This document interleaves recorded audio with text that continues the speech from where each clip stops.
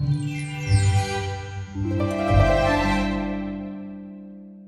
저거?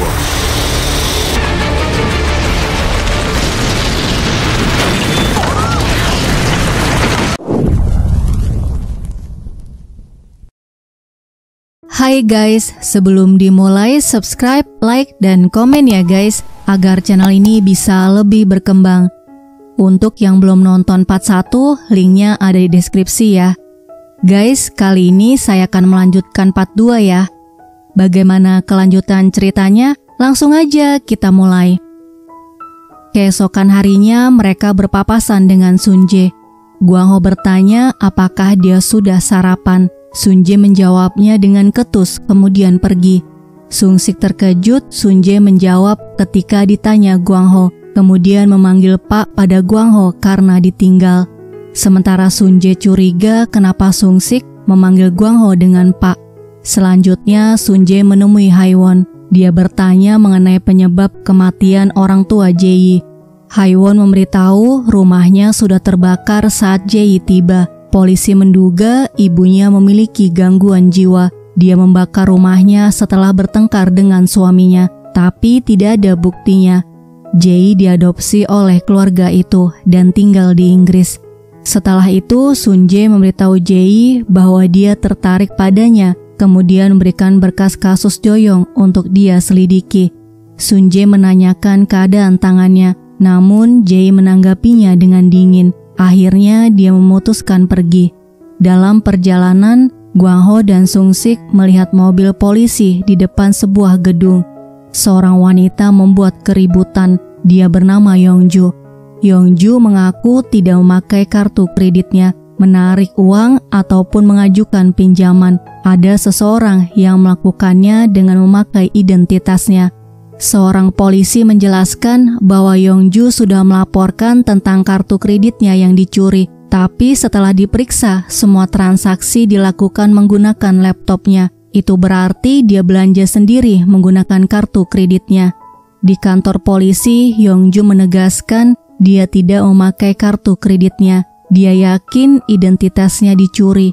Suatu hari dia mendapat surat dari perusahaan kartu kredit, padahal dia tidak memiliki kartu kredit itu. Kemudian mereka menelpon memberitahu bahwa tagihan kartu kreditnya sudah jatuh tempo. Selain itu, ada wanita yang menuduhnya meminjam uang dari tempat pijit dan memaksanya untuk membayar hutangnya.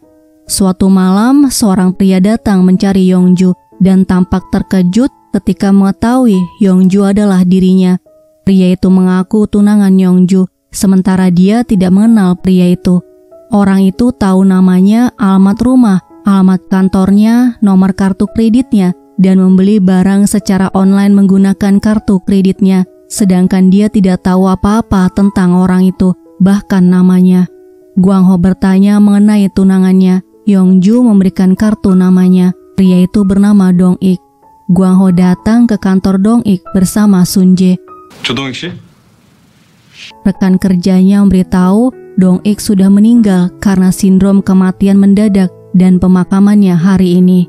Mereka datang ke pemakamannya dan bicara dengan kakaknya. Gwang Ho menunjukkan foto Yongju, tapi dia tidak mengenalinya. Kakaknya menceritakan di malam kematian Dong-ik, seorang wanita menghubungi menggunakan nomor Dong-ik, menyuruhnya datang.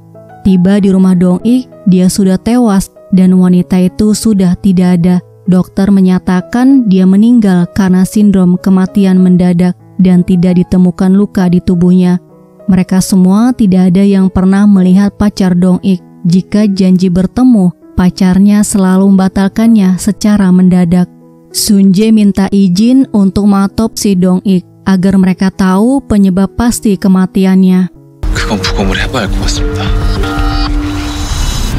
Selanjutnya mereka memeriksa apartemen Dong-ik. Gwang Ho menemukan album foto, namun hanya ada foto Dong-ik. Sunjae mengatakan wanita itu sudah menyingkirkan semua bukti. Keesokan paginya, Sunjae memberitahu ada kasus serupa dan korbannya tewas mengakhiri hidupnya bernama Go-ara.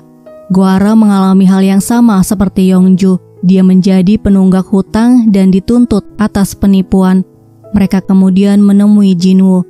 Jinwoo menemukan zolpidem atau nikotin di dalam darahnya yang menyebabkan masalah pada pernafasan dan jantungnya, mengakibatkan serangan jantung. Selain itu, Dong-ik tidak memiliki riwayat medis mengkonsumsi zolpidem. Zolpidem adalah resep untuk orang yang sulit tidur.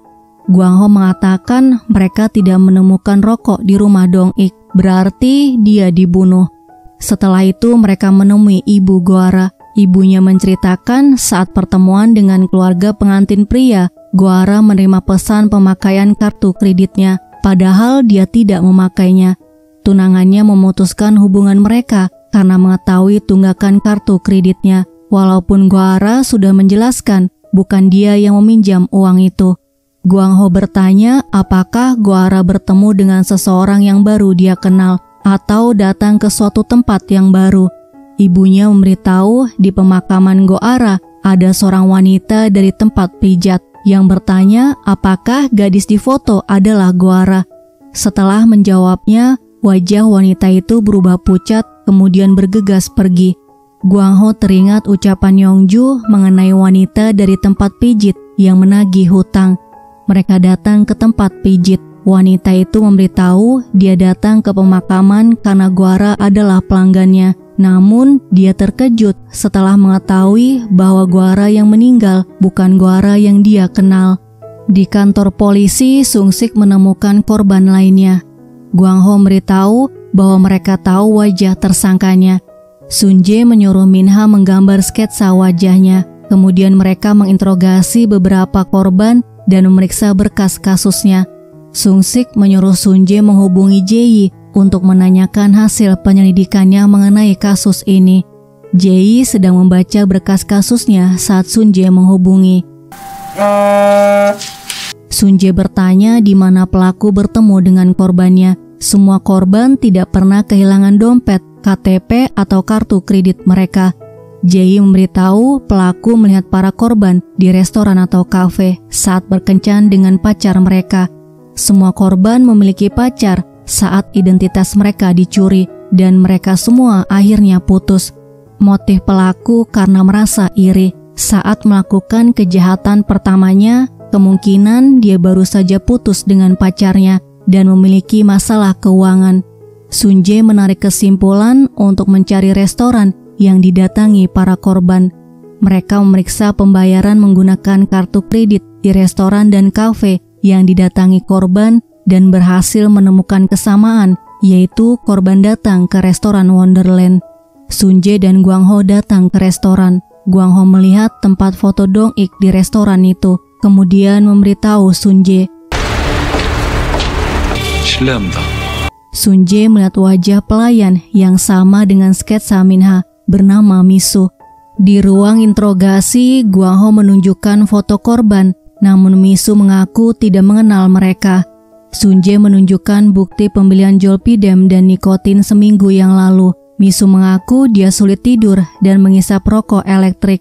Sun-jae mengatakan dia pasti iri pada mereka yang terlihat bahagia, sementara pernikahan dia batal dan memiliki tagihan kartu kredit yang tidak bisa dia bayar.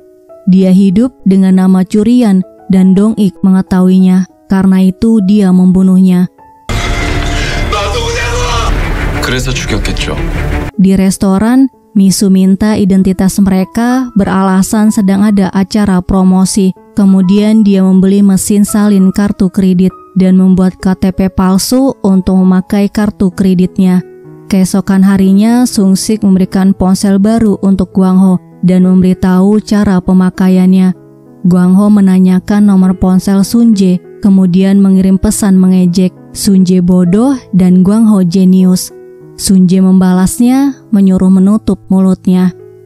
야, 답장 왔다. 닥쳐. Setelah itu, mereka memeriksa rekaman kamera CCTV yang dikirim dari Departemen Lalu Lintas. Mereka melihat plat nomor mobil yang mengikuti mobil Gwang-ho satunya, dan mobilnya terakhir terlihat di pemancingan Yongil. Mereka menuju ke lokasi, kemudian bertanya pada warga sekitar apakah mereka melihat mobil Gwang-ho, namun hasilnya nihil. Sementara itu, Sun-jae tiba di kantor. Dia melihat supir Oh. Supir Oh mencari Gwang-ho. Dia menagih janjinya untuk membantunya masuk di kepolisian. Akhir-akhir ini supir Oh tidak mendengar kabarnya lagi, padahal dia mengatakan tidak tahu jalan. Guang Ho juga suka cerita seperti apa keadaan 30 tahun yang lalu.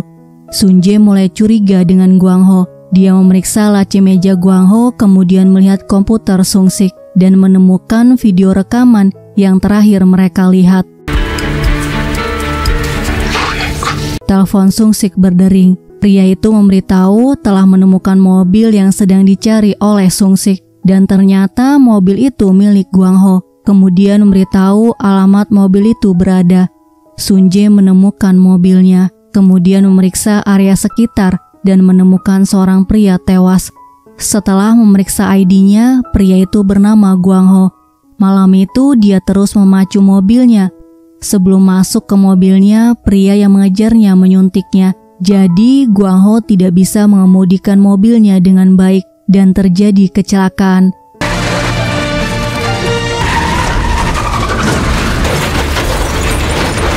Pria itu turun dari mobilnya dan terus mengejar Guang Ho, kemudian membunuhnya. Sun Jae kembali ke mobilnya, memeriksa plat nomornya dan menemukan dompet Guang Ho. Jin Woo datang untuk membantunya memindahkan tubuh Guang Ho. Sun Jae minta Jin Woo merahasiakannya untuk sementara waktu. Sementara itu, Guang Ho mengetuk pintu Jae.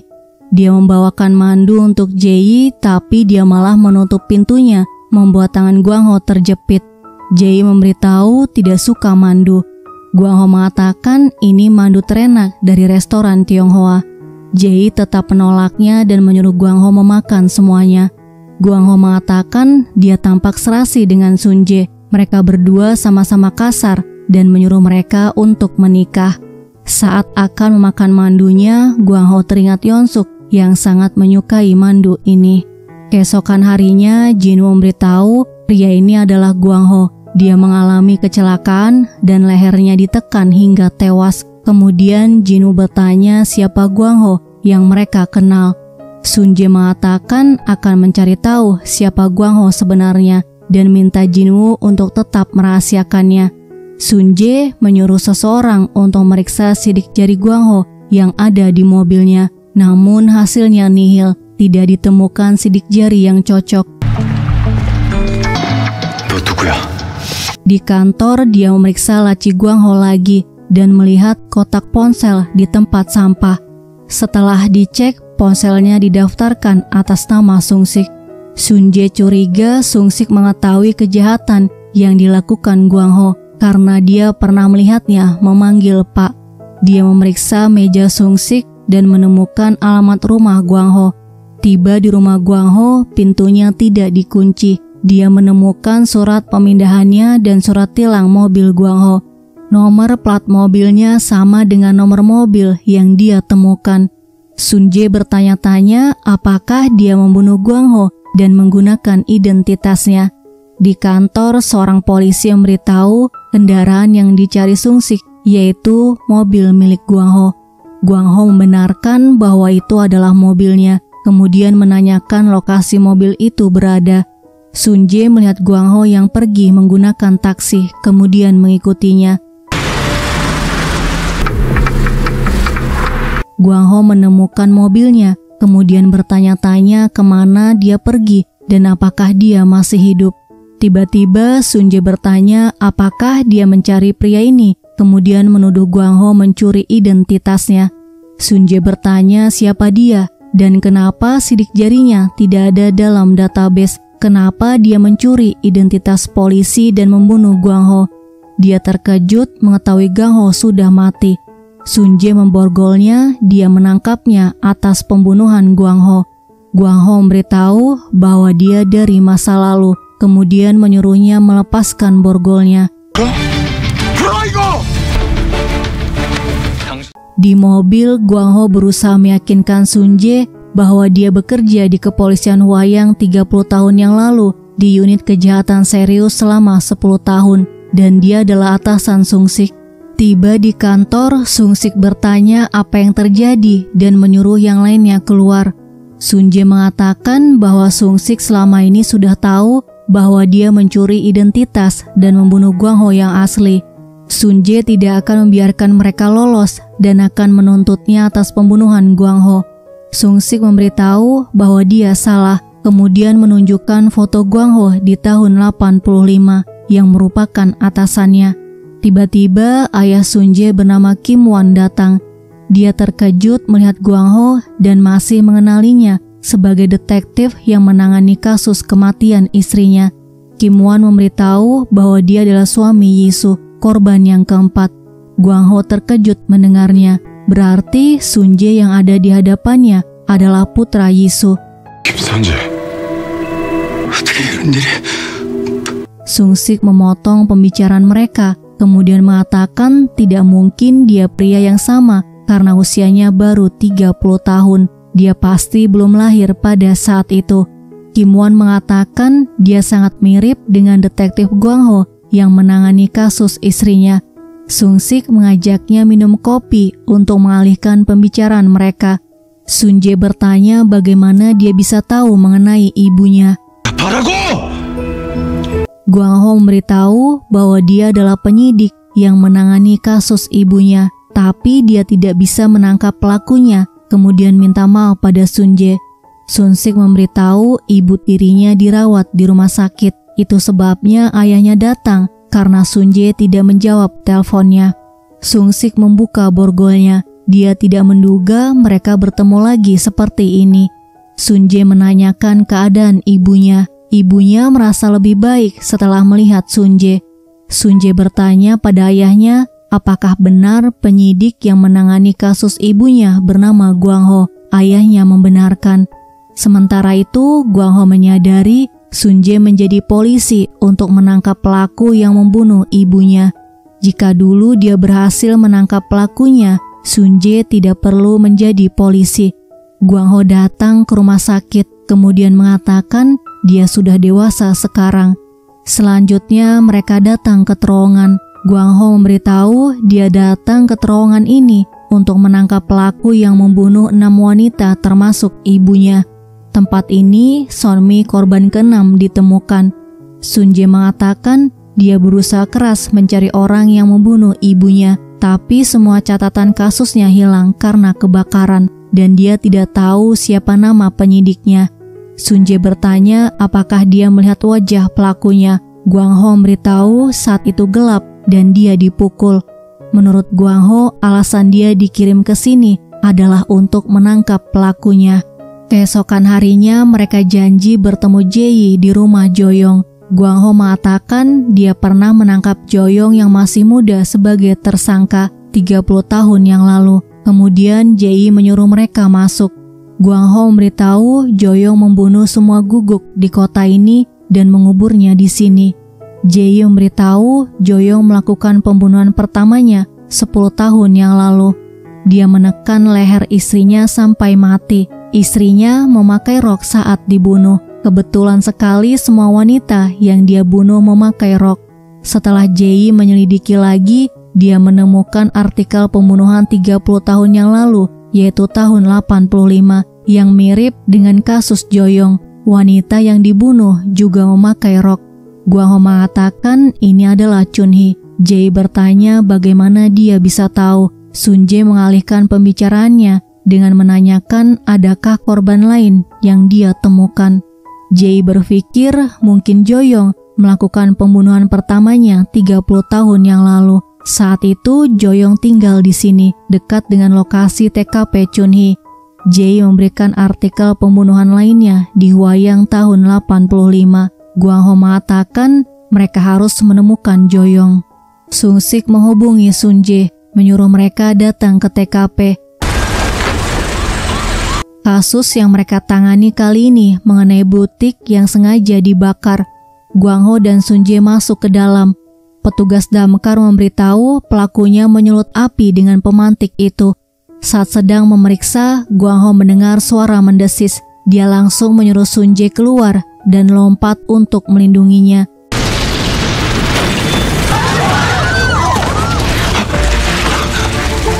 Sun Jae berusaha membangunkan Guang Ho. Guang Ho sadar di rumah sakit. Dia langsung menanyakan keadaan Sun Jae.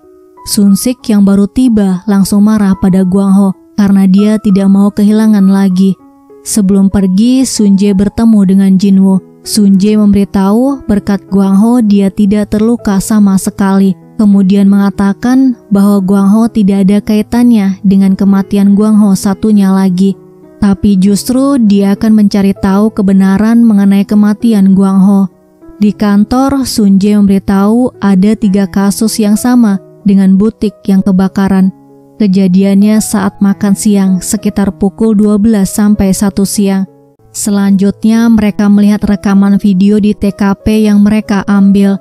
Sung-sik menyuruh Minha dan Tae-hee mengidentifikasi orang-orang yang ada di TKP dan mencari rekaman kamera CCTV di sekitar TKP. Sementara Gwang Ho dan Sun-jae menemui para korban kebakaran dan mencari tahu apakah ada yang menyimpan dendam.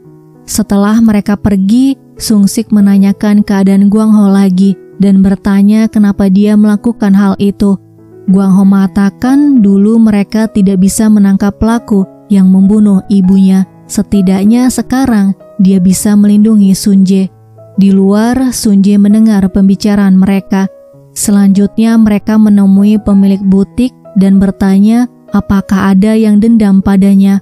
Wanita itu menunjuk toko yang tidak jauh dari tokonya. Menurut wanita itu, pemilik toko itu bernama Suk-jin iri padanya karena pelanggannya pindah ke tokonya. Terlebih lagi, Suk-jin merokok dan ditemukan pemantik api di butiknya yang terbakar. Suk-jin memberitahu dia berada di tokonya dan langsung menghubungi petugas damkar dengan ponselnya saat melihat api di antara manekin toko. Mereka kembali ke kantor. Saat sedang mengidentifikasi orang yang ada di TKP, Gwang Ho bertanya siapa orang yang berdiri sambil tertawa. Namun mereka semua tidak tahu. 이놈 신원부터 파악해야겠는데? Pada malam harinya, Gwang Ho memperlihatkan videonya pada Jae. Jae membenarkan bahwa pria itu tertawa melihat kobaran api di butik. Tiba-tiba bel rumahnya bunyi. Saat pintunya dibuka, tidak ada siapapun. Tidak jauh dari mereka, seseorang mengawasi. Keesokan harinya mereka mencari tahu siapa pria yang tertawa itu. Sun-jae mengatakan tidak mungkin Suk-jin melihat manekin yang terbakar dari tokonya dan Gwang Ho membenarkan. Berarti Suk-jin berbohong. Suk-jin tidak akan tahu ada kebakaran jika tidak melihatnya langsung. Mereka menginterogasi Suk-jin. Sun-jae bertanya bagaimana dia bisa melihat manekin yang terbakar dari tokonya.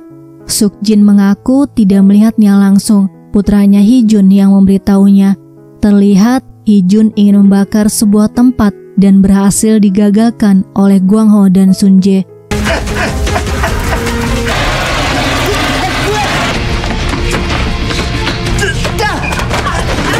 Selanjutnya mereka melakukan olah TKP. Gwang Ho memeriksa ruangan di butik dan menemukan foto Yeon-suk, kemudian menunjukkannya pada Sung-sik. Mereka menemui pemilik butik. Wanita itu memberitahu Yeon-suk tiba-tiba berhenti bekerja dan tidak tahu sekarang dia tinggal di mana. Namun wanita itu mendengar Yeon-suk menikah lagi dengan pria bernama Yusong dan pindah ke Seoul. Yusong seorang apoteker dan memiliki sebuah apotek.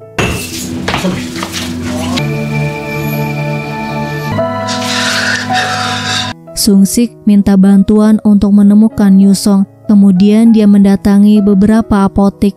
Akhirnya mereka menemukan Yusong. Yusong memberitahu Yeon-suk menolaknya dengan alasan dia sedang menunggu suaminya sambil membesarkan putrinya. Putrinya bernama Yeon-ho. Gwang Ho bertanya apakah dia tahu alamatnya. Yusong memberitahu dia menyewa kamar di klinik pengobatan oriental. Tiba di klinik, pemiliknya menunjukkan kamar di mana Yeon-suk dan putrinya tinggal. Kemudian memberitahu Yeon-suk sudah meninggal 20 tahun yang lalu karena kecelakaan mobil. Yeon-suk pulang bekerja. Dalam perjalanan dari arah berlawanan, sebuah mobil dengan pengemudi yang mabuk menabrak taksi yang dia naiki. Dia meninggal di rumah sakit keesokan harinya. Di tempat yang lain ditemukan korban pembunuhan Joyong bernama Soyeon. Sung-sik datang ke TKP tanpa Gwang Ho. Sementara itu, nenek menceritakan Yonho bermain lompat tali kemudian meniup peluitnya. Nenek melihat kakinya terluka. Yonho memberitahu jika dia meniup peluitnya, ibunya akan datang untuk menyelamatkannya. Namun sepertinya dia sedang sibuk bekerja, jadi dia mengirim nenek untuk menyelamatkannya. Nenek memberitahu Yonho selalu meniup peluitnya setiap terjadi sesuatu padanya. Gwangho teringat peluit yang diberikan Yonsuk padanya, kemudian menangis. Dan sepanjang malam dia terus menangis. Keesokan paginya, Sunje menanyakan Gwangho yang tidak datang ke kantor. Sungsik memberitahu Gwangho ingin menemui istrinya Yonsuk, namun ternyata Yonsuk telah meninggal 20 tahun yang lalu dan meninggalkan seorang putri. Gwangho datang ke sini tanpa mengetahui istrinya yang sedang hamil, dan sekarang dia tidak tahu di mana putrinya berada. 박광호! 가라. Sunje berusaha membuat Gwangho bangkit agar mereka bisa menyelesaikan kasusnya, menemukan putrinya, dan dia bisa kembali ke tahun 86. Dia harus kembali ke tahun 86 untuk mencegah agar istrinya tidak meninggal. 그놈 같이 잡자고. Di kantor, Gwangho bertanya bagaimana caranya menemukan putrinya. Sunje memberitahu sudah menghubungi temannya di tim orang hilang dan meminta Gwangho untuk menunggu. Selanjutnya, Jinwoo memberitahu penyebab kematiannya adalah sesak napas akibat tekanan pada leher. Gwangho memeriksa tumitnya, tidak ditemukan tanda titik. Di kantor, seorang polisi memberikan paket yang ditujukan untuk Sunje.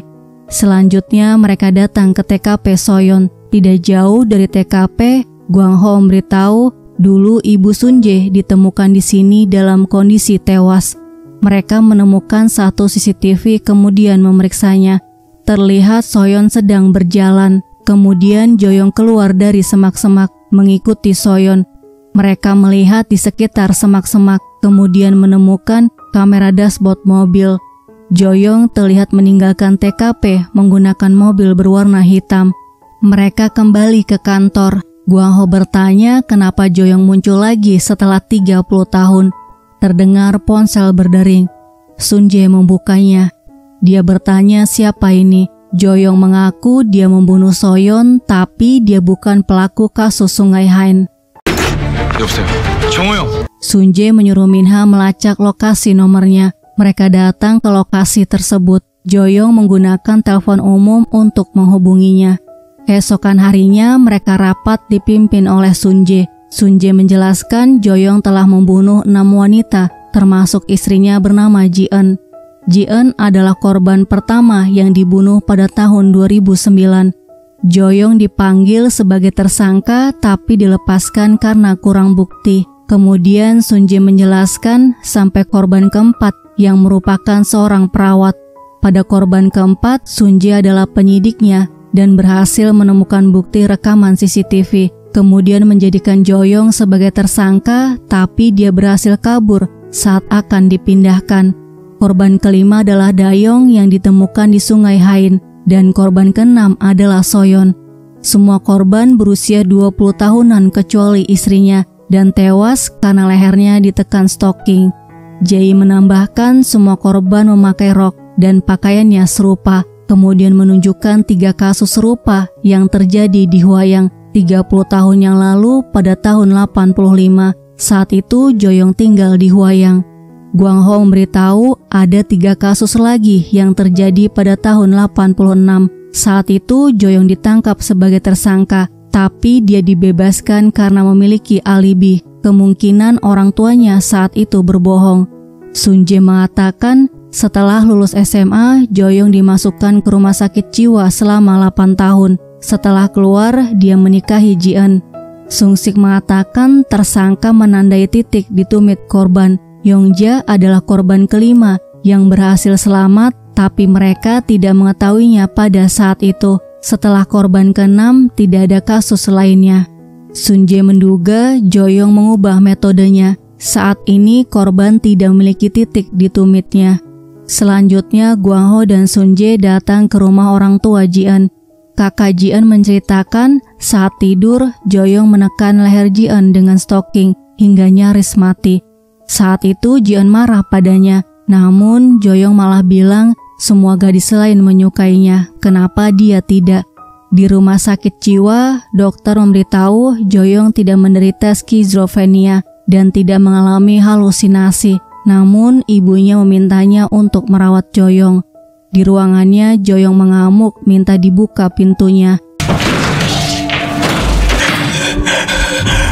Dia mendengar ibunya mengatakan bahwa putranya bukan manusia dan memohon agar dokter jangan pernah mengeluarkannya. Saat konseling dengan dokter, Joyong mengaku membunuh Guguk karena penasaran apa isi perutnya, tapi dia merasa bosan terus melakukannya. Jadi dia penasaran bagaimana rasanya membunuh manusia. Joyong mencoba menekan leher adiknya. Menurut Joyong, adiknya terlihat menyukainya dan dia tersenyum. Dokter mengatakan orang tua Joyong tidak mau melaporkan Joyong kepada polisi. Jadi mereka memasukkannya ke rumah sakit jiwa untuk memisahkan dia dari adiknya. Jae minta rekaman saat Joyong mengikuti konseling. Selanjutnya, Sunjae dan Gwang Ho menemui Jinwoo. Jinwoo memberitahu ada perbedaan antara jasad Joyong dengan Soyeon. Soyeon ditekan lehernya berulang kali dengan stoking, sedangkan Dayong langsung dibunuh menggunakan stoking. Menurut Jinwoo, pelakunya berbeda. Sunjae menunjukkan artikel pembunuhan tahun 85. Jinwoo menegaskan, walaupun mereka menggunakan metode pembunuhan yang hampir sama, belum tentu pelakunya sama. Setelah itu mereka datang ke rumah di mana dulu Joyong dan Ji-eun pernah ingin tinggal setelah menikah. Mereka memeriksa area di sekitar perumahan itu. Kemudian menemukan kotak paket yang sama dan koran hari itu. Sunjae melaporkannya pada Sung-sik. Mereka berpencar menjaga area itu. Saat akan masuk ke rumahnya, Joyong melihat mereka dan langsung kabur. Mereka mengejarnya, namun sial, mereka kehilangan jejaknya. Joyong menghubungi, dia mengancam akan membunuh wanita yang Sunjae sukai, yaitu Jae, jika dia terus mengejarnya. Sunjae menghubungi ponsel Jae, namun dia tidak menjawabnya. Di mobil, dia menghubungi Haewon, menanyakan alamat rumah Jae. Tiba di depan rumahnya, Gwang Ho bertanya kenapa dia ada di sini. Jae keluar ingin membuang sampah. Sunjae bertanya kenapa dia tidak menjawab teleponnya. Jae memberitahu sedang mendengarkan rekaman konseling Joyong. Di dalam rumah, Sunjae bertanya apakah mereka tinggal bersama. Gwang Ho memberitahu dia tinggal di lantai 2, sedangkan Jae di lantai 1, kemudian memutuskan naik ke atas. Sunjae minta Jae untuk lebih berhati-hati dan jangan bepergian sendirian. Di tempat yang lain, seorang wanita dibunuh dan pelakunya adalah Jinwoo. 4 bulan lalu, Jinwoo menyadari korban yang kelima selamat setelah melihat 5 titik di tumit Yongja saat ingin melakukan otopsi. Ternyata pembunuhan di Sungai Hain, yaitu Dayong, dibunuh oleh Jinwoo bukan Joyong. Dia menandai 7 titik di tumit Dayong. Keesokan harinya mereka menemukan tubuh wanita di taman bermain dengan tanda 8 titik di tumitnya. Jinwoo datang, dia memeriksa apakah tumit korban ada tanda titiknya, kemudian memberikan berkas otopsi Dayong. Ada 7 titik di tumit Dayong. Tanda titik hanya ada pada Dayong yang ditemukan di Sungai Hain dan korban ini yaitu Juhi, sedangkan pada korban lainnya tidak ditemukan tanda titik. Jae mengatakan berarti tersangkanya berbeda dan Jinwoo setuju dengan pendapatnya, tapi tidak dengan Gwang Ho dan Sunjae. Mereka yakin pelakunya adalah Joyong. Kemudian Sunjae memperkenalkan Jae pada Jinwoo. Polisi dikerahkan untuk menggeledah area perumahan itu lagi, menyebarkan brosur wajah Joyong dan melakukan pemeriksaan mobil di beberapa titik. Selanjutnya, Gwang Ho bertanya pelaku membuat tanda titik di tumit menggunakan apa. Jinwoo memberitahu kemungkinan menggunakan jarum tato atau pulpen berujung tajam seperti pena ini. Guang Ho minta Jinwoo untuk mencari tahu perusahaan mana yang memproduksi tintanya.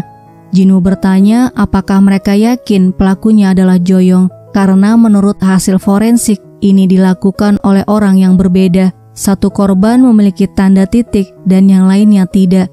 Sunjae yakin pelakunya Joyoung. Alasan titik itu muncul lagi mungkin karena dirinya. Sunjae memberitahu bahwa ibunya adalah korban pembunuhan 30 tahun yang lalu. Kasus ibunya adalah alasan dia menjadi polisi. Dia ingin menangkap pria yang membunuh ibunya dan pria itu adalah Joyoung. Metode pembunuhan Joyoung berubah setelah ditangkap oleh dia. Jinwoo merasa tidak enak telah membunuh ibu Sunjae. Dia teringat saat menekan lehernya. Setelah itu mereka datang ke rumah ibu Joyoung. Terlihat para reporter berkerumun di depan rumahnya. 경찰입니다. Sunjae bertanya apakah dia tahu Joyoung pergi kemana. Wanita itu dengan kesal menjawab tidak tahu, kemudian menyuruh mereka pergi. Guang Ho mengatakan 30 tahun yang lalu Joyoung pernah ditangkap polisi sebagai tersangka pembunuhan wanita, tapi dia dibebaskan karena memiliki alibi. Apakah alibi itu hanya kebohongan yang dia buat?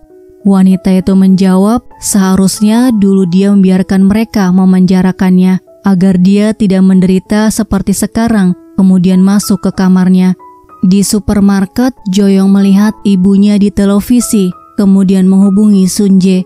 Dia bertanya kenapa menemui wanita itu, kemudian memberitahu yang membunuh wanita di taman bermain bukan dirinya, sama seperti kasus di Sungai Hain. Jae mengatakan dia percaya padanya, lalu bertanya kenapa dia membunuh dengan metode yang serupa dan kenapa dia terobsesi dengan wanita yang memakai rok. Apakah karena ibunya yang mengatakan bahwa dia bukan manusia dan memasukkannya ke rumah sakit jiwa karena menekan leher adiknya? Joyoung balik bertanya apakah dia adalah Jae dan Jae membenarkan. Guang Ho bertanya kenapa dia ikut campur. Dia tahu Jae suka mewawancarai pembunuh dan tidak peduli dengan betapa sengsaranya keluarga para korban. Jae mengatakan kenapa dia harus peduli. Menangkap pelakunya adalah yang paling penting. Guang Ho menegaskan tugas mereka bukan hanya menangkap pelaku, tapi juga menyelamatkan orang-orang. Jika Joyoung terprovokasi karena ucapan dia dan membunuh orang lagi, dia harus bertanggung jawab atas kematian orang itu. Sunjae minta Guang Ho untuk minta maaf pada Jae, namun Guang Ho tidak mau melakukannya. Dia menghubungi Jae. Sunjae mewakili Guang Ho minta maaf padanya. Guang Ho mengatakan itu karena dia punya alasan sendiri. Jae bertanya apakah Guang Ho memiliki anggota keluarga yang tidak bisa kembali. Sunjae memberitahu Guang Ho yang tidak bisa kembali.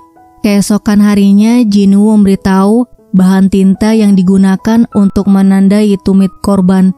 Dulu ada satu perusahaan kimia yang memproduksi tintanya bernama Shinhe.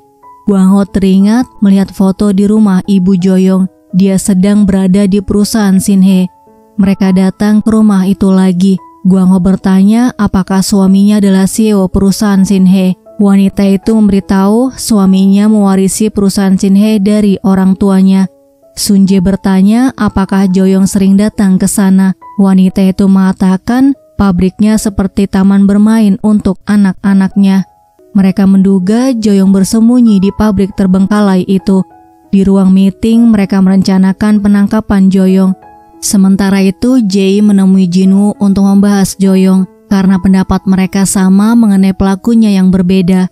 Jae mengatakan Joyoung tidak mudah ditangkap. Jinwoo memberitahu mereka harus membuat perangkap dengan menggunakan umpan yang bagus agar dia keluar. Di rumah, Jae merias dirinya, memakai rok dan kalung peluit. Sementara itu, Guang Ho dan timnya tiba di salah satu pabrik Shinhe yang sudah terbengkalai. Mereka memeriksa sekeliling pabrik dan hanya menemukan sekelompok remaja. Di sebuah jalan, Jae menghentikan mobilnya. Sebelum keluar dari mobil, temannya di Inggris menghubungi. Dia ingin memastikan bahwa nama asli Jae adalah Yonho. dan memberitahu ada seseorang yang mencarinya dari Korea. Di Universitas Hwayang, Jinwoo melihat wawancara Jae di televisi yang memancing Joyoung agar keluar.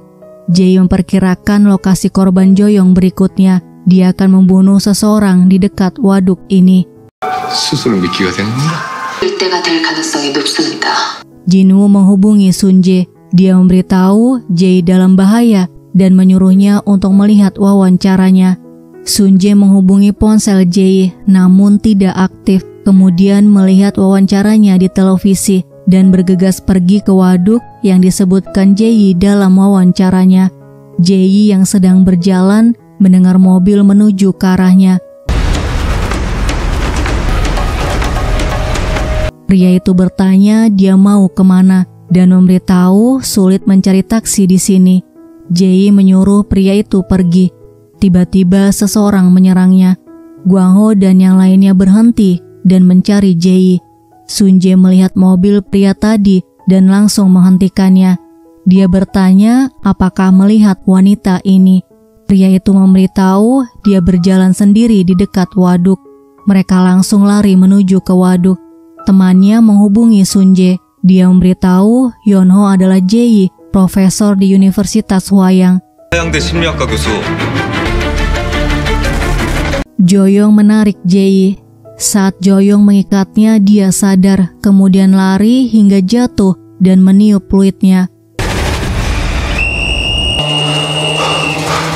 Gwang-ho mendengarnya dan berhasil menemukannya. Dia teriak saat melihat Joyoung menekan leher Jae. Joyoung kabur. Gwang-ho memohon agar Jae bangun. Jae akhirnya sadar. Sunjae menanyakan keadaannya. Gwang-ho menyuruh Sunjae menangkap Joyoung. Kemudian dia melihat peluit milik Jae, sama seperti peluit yang diberikan oleh Yeon-suk. Dia bertanya kenapa Jae memakai kalung ini dan siapa dia. Apakah dia adalah Yeonho? 설마 현우야?